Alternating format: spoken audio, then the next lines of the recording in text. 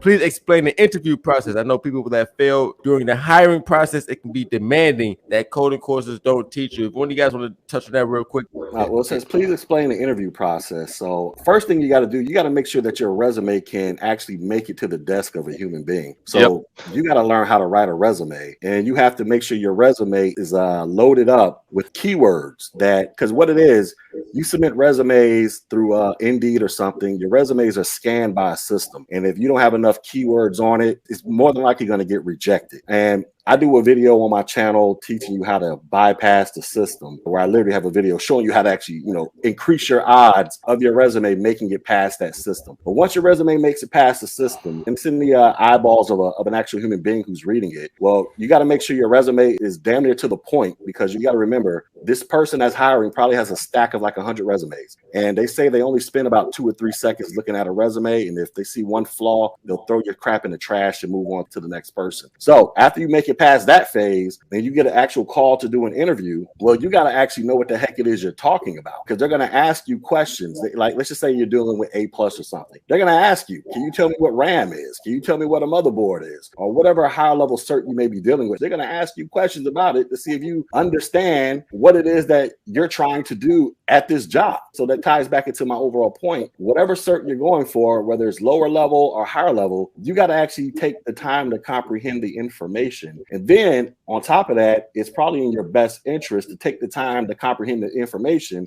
as it directly relates to the operations and purpose of the company that you're trying to get hired with. You got to go out there and do your research on that company as well. And then go out there and, hopefully sell yourself the best way you can. Yeah, man, like 110%. He's right on that. You have to know the company history. In addition to that, make sure you pay close attention to the job description. Okay, when they lay out those bullet points of the technology you need to know, they put that technology in there for the reason, especially like the first 3 to 5 bullet points. Pay attention to that, and you focus in on the technologies listed, whether it be protocols, whether it be devices that they use. Make sure you know that. In addition to that, they're also assessing your personal skills with talking and being able to, just have a regular conversation. Yep. It's not always about just, technical knowledge. It's also, can we work with this person? Is this someone that has an urge to learn more? Is this someone that is personable? Yep. So that plays a huge part into the interviewing process as well. Trust me, when I first started interviewing, man, I was literally coming to certain interviews and be stammering, especially like job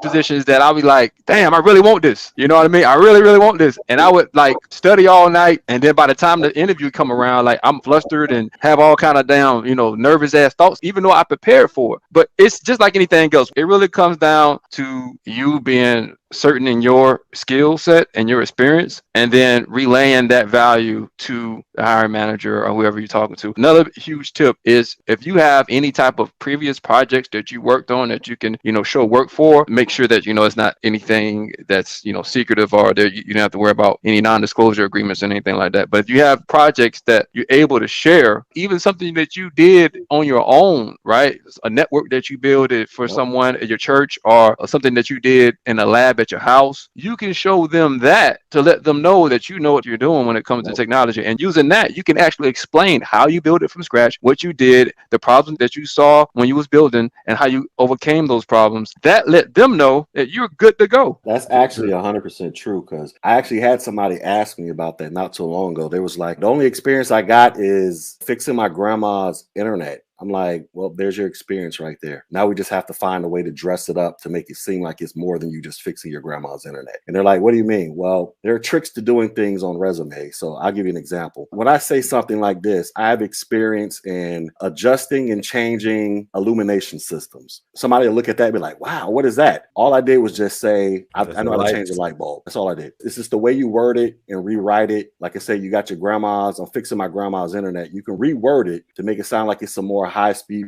professional stuff than what it actually is, but it's still technically real life experience that you can document and put on your resume.